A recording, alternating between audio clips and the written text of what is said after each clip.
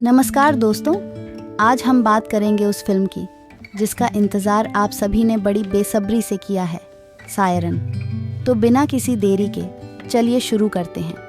और हाँ, अगर आपको हमारी वीडियो पसंद आए तो लाइक और सब्सक्राइब ज़रूर करें। फिल्म की शुरुआत होती है मलार से, जो एक स्कूली छात्रा है। उसके स्कूल में फादर डे का जश्न मनाया जा रहा है। मलार अपने पिता के लिए एक भावुक भाषण देती है, जिसमें वो बताती है कि कैसे उसके पिता विदेश में रहकर भी उसके लिए उपहार भेजते हैं।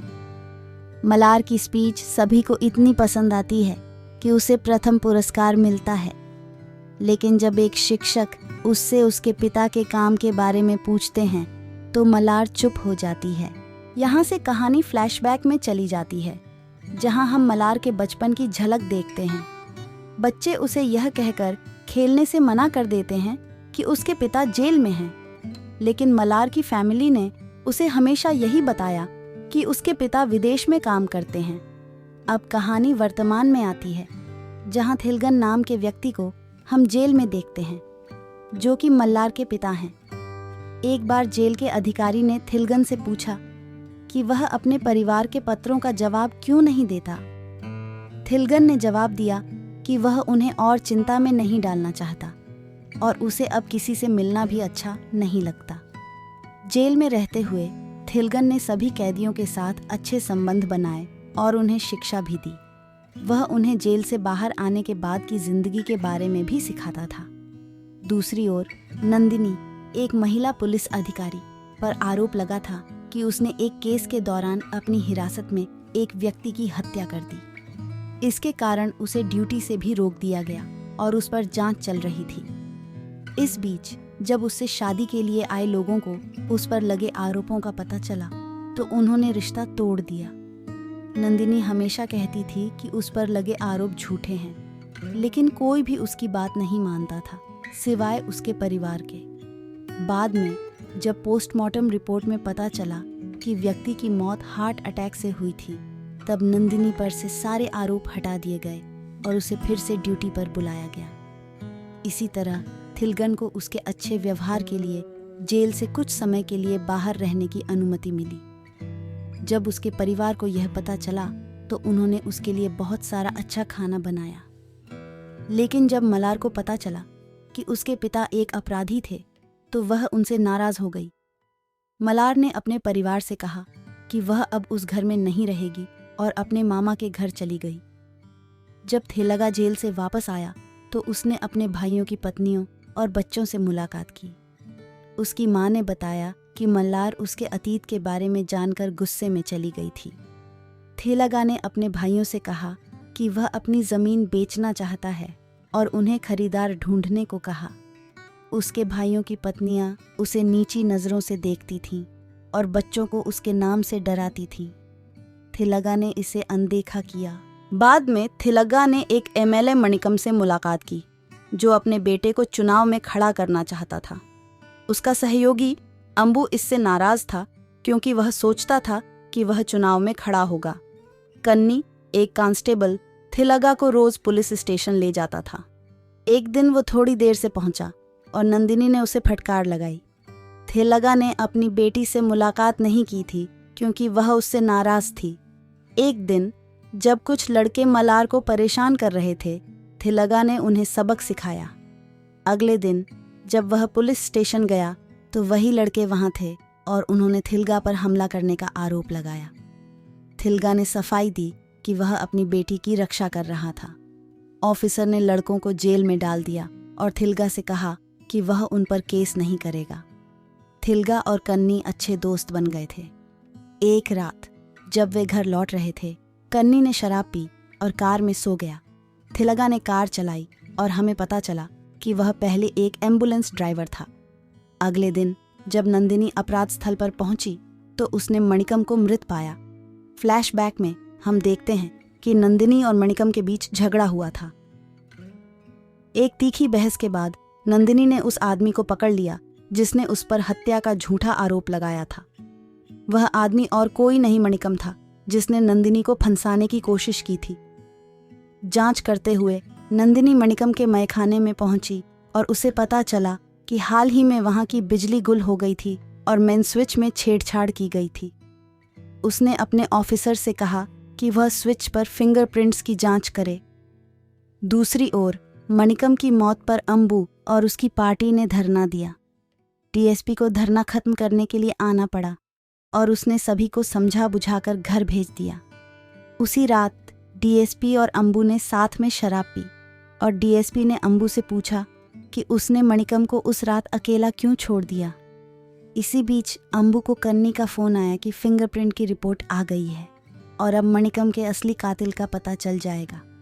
यह सुनकर अंबु घबरा गया और डीएसपी से दूर हो गया। फिर उसने कन्नी से कहा कि वह उसे केस की सारी जानकारी दे और बदले में वो उसे जो चाहिए वह देगा। कन्नी ने अंबु से कहा कि उसका एक दोस्त अपनी ज़मीन बेचना चाहता है और उसने अंबु से उसकी मदद करने को कहा। अंबु ने मणि को डांटा क्योंकि उसने ही मणिकम को मारने का काम किया था। उसने मणि को पुलिस में सरेंडर करने के लिए कहा और बेल पर बाहर निकालने का वादा किया। नंदिनी ने मणिकम की पोस्टमार्टम रिपोर्ट ली और पता चला कि उसकी मौत से पहले उसके कान और नाक से खून निकला था। डॉक्टर ने बताया कि ऐसे केस पहले भी आए थे और उन्हें डेविड नाम के व्यक्ति ने किया था जो अब जेल में था। नंदिनी ने पता किया तो उसे पता चला कि डेविड की मौत हो चुकी है। इससे नंदिनी के लिए असली हत्यारे तक पहुंचना मुश्किल हो गया। कन्नी और थिलगा अंबु से मिलने गए और थिलगा ने कन्नी से कहा कि वह ज़मीन के पेपर ले आए। अंबु ने थिलगा को पहचाना और उसे याद आया कि ये एम्बुलेंस ड्राइवर था। थिलगा ने अंबु के सिर को पॉलीथीन से ढक दिया और उसकी सांसें धीरे हो गईं। अंबु ने इनहेलर लिया जिसमें थिलगा ने केमिकल मिला दिया था और वह मर गया।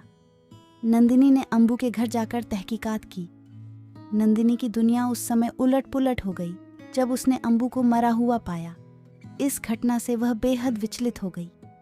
जब डीएसपी को अंबु की मृत्यु का खबर मिला तो उन्होंने नंदिनी पर संदेह करना शुरू कर दिया क्योंकि अंबु ने ही उसे पहले एक मुकदमे में फंसाया था। नंदिनी ने डीएसपी से कहा कि वह गलत आरोप लगा रहे हैं, जिस पर डीएसपी ने उसे अपनी निर्दोषता साबित करने के लिए 48 घंटे का समय दिया। नंदिनी ने घर जाकर मामले की गहराई से जांच शुरू की और उसे याद आया कि बार के एक वेटर ने उसे बताया था कि उस रात एक पुलिस वाला अपने विदेशी मित्र के लिए शराब खरीदने आया था। वो पुलिस वाला कन्नी था और उसका विदेशी मित्र थिलगा था। कन्नी अक्सर यह दावा करता था कि वह विदेश में रहता है और कुछ काम से भारत आया है। नंदिनी ने अगले दिन उस बार के वेटर को थाने बुलाया और उसके सामने सभी पुलिस अधिकारियों को पहचानने के लिए खड़ा कर दिया। लेकिन उस दिन कन्नी की छुट्टी थी, इसलिए वेटर ने किसी को भी पहचानने से इनकार कर दिया। जब नंदिनी अंबु की मौत की रिपोर्ट लेने गई तो डॉक्टरों ने बताया कि उसकी मौत एक खतरनाक गैस के कारण हुई थी जिसे किसी ने उसके इनहेलर में मिला दिया था। डॉक्टरों ने यह भी बताया कि इसी तरह के मामले पहले भी आ चुके हैं, जिसमें एक बार आर्शी नाम के व्यक्ति और दूसरी बार डेविड नाम के व्यक्ति शामिल थे।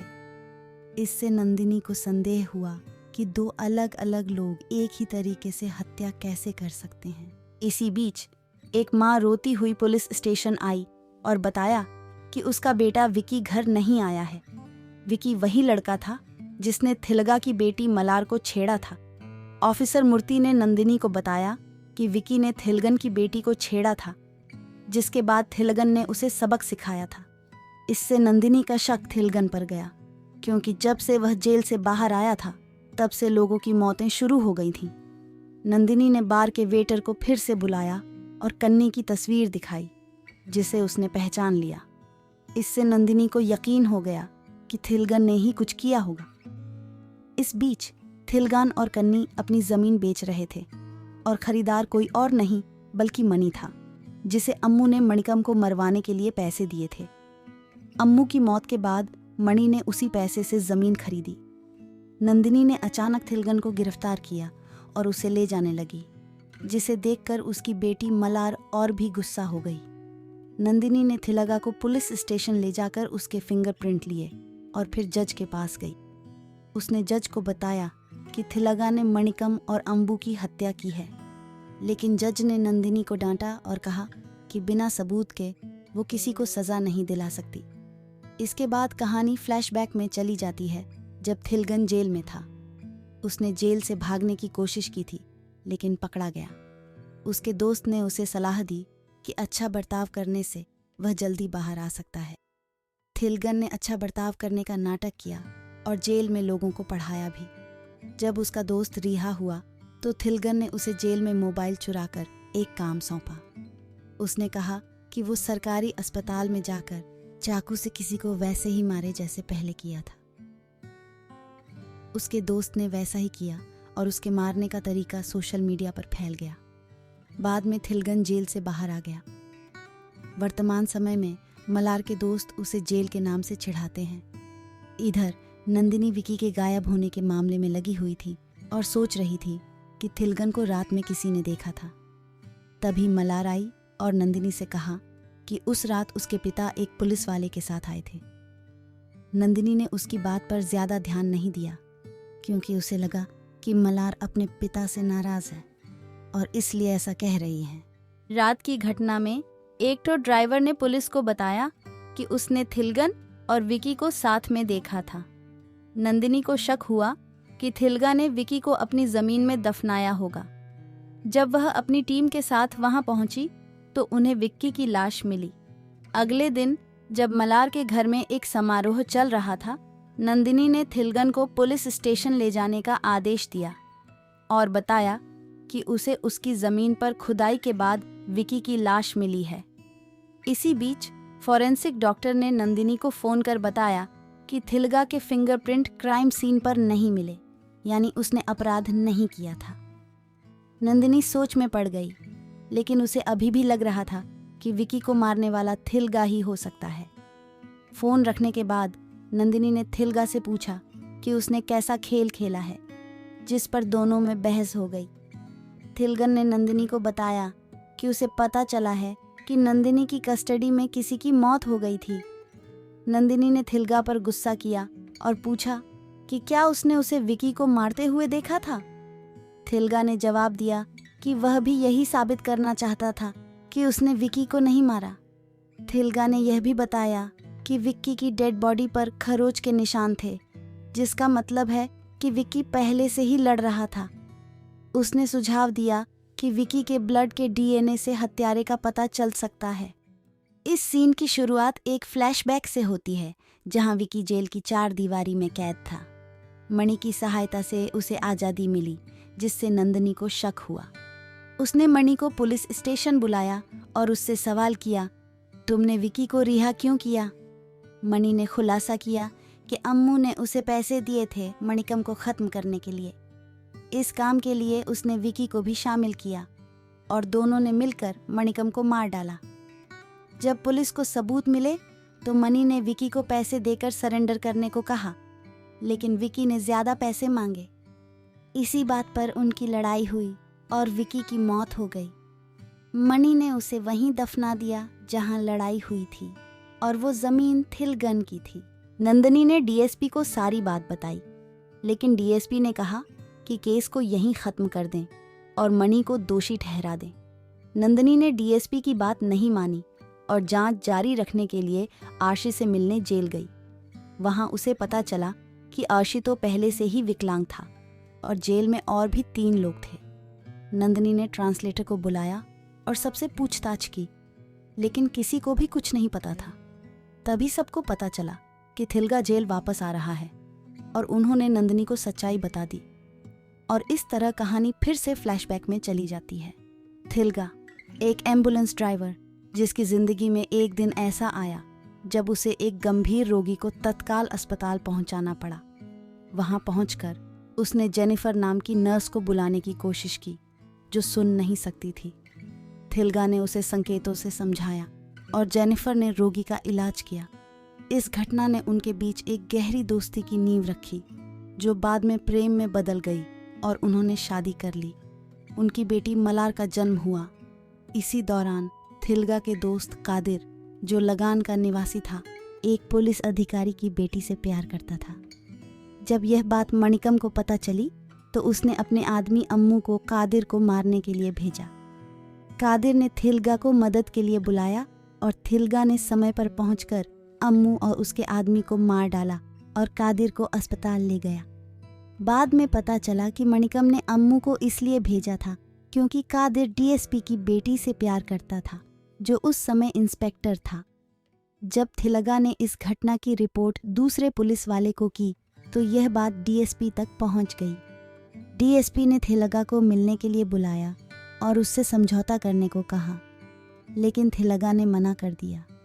इससे डीएसपी को गुस्सा आ गया और उसने उसी रात थिलगा की पत्नी को बेरहमी से मार डाला। फिर उसने थिलगा को फ़ोन करके बुलाया और कहा कि वो अपनी पत्नी को बचा ले। थिलगा ने जेनिफर को जल्दी से अस्पताल पहुंचाया, लेकिन रास्ते में ही उसकी मौत हो गई। थिलगा को पुलिस ने अगले दिन ही गिरफ्तार कर लिया। मणिकम, अम्मू और डीएसपी ने उस पर आरोप लगाए कि उसके दोस्त कादिर और उसकी पत्नी जेनिफर के बीच संबंध थे, और जब थिलगा को इसका पता चला तो उसने जेनिफर को मार डाला। इसके लिए जज ने उसे 14 साल की सज़ा सुनाई।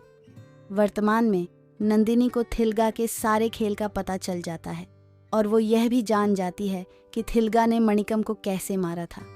जब कन्नी नशे में था, थिलगा मणिकम के पास गया, जो उसे देखकर हंसने लगा। तब थिलगा ने उसे रस्सी से बांध दिया और लोहे को ज़मीन से रगड़ना शुरू कर दिया, जिससे उसके कान और नाक से खून बहने लगा। बाद में मनी एंड विकी ने आकर उसे मार डाला। ये सब जानने के बाद नंदिनी थिलगा के घर पहुंचती है और उसे पता चलता है कि थिलगा का अगला निशाना डीएसपी है, जो उस समय पुलिस अधिकारी था। नंदिनी ने डीएसपी की सुरक्षा बढ़ाने का फैसला किया, लेकिन डीएसपी ने उसे मना कर दिया, कहा कि वह खुद ही अपनी रक्षा कर सकता है। फिर अचानक डीएसपी गायब हो जाता है और थिलगा उसे मार रहा है। हालांकि नंदिनी ने उसे एम्बुलेंस में भेज दिया, लेकिन एम्बुलेंस में पहले से ही थिलगा मौजूद था और उसने डीएसपी को सुनसान जगह ले जाकर मार डाला।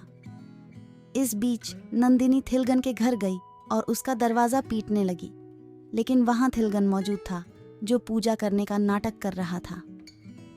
अगले दिन थिलगन का बाहरी समय पूरा हो जाता है और नंदिनी उसे जेल छोड़ने जा रही होती है। नंदिनी ने थिलगन से कहा कि उसने अपना प्रतिशोध तो पूरा कर लिया है, लेकिन उसकी बेटी मलार अभी भी उससे नाराज है। इस पर थिलगन ने भावुक होकर कहा कि जब मलार को उसकी सच्चाई का पता चलेगा तो वह उसे माफ़ कर देगी और उसे एक अच्छा इंसान समझेगी। कुछ समय बाद नंदिनी ने मलार को सच्चाई बता दी और मलार अपने पिता से मिलने जेल गई। वहाँ उसने अपने पिता से माफ़ी मांगी कि उसने उन्हें गलत समझा था। इसके बाद पिता और बेटी के बीच सब कुछ ठीक हो गया और इसी के साथ फिल्म का अंत होता है। दोस्तों, ये थी सायरन की कहानी। आपको यह वीडियो कैसी लगी, हमें कमेंट सेक्शन में ज़रूर बताएं। धन्यवाद। अगली बार फिर मिलेंगे। तब तक के लिए अलविदा।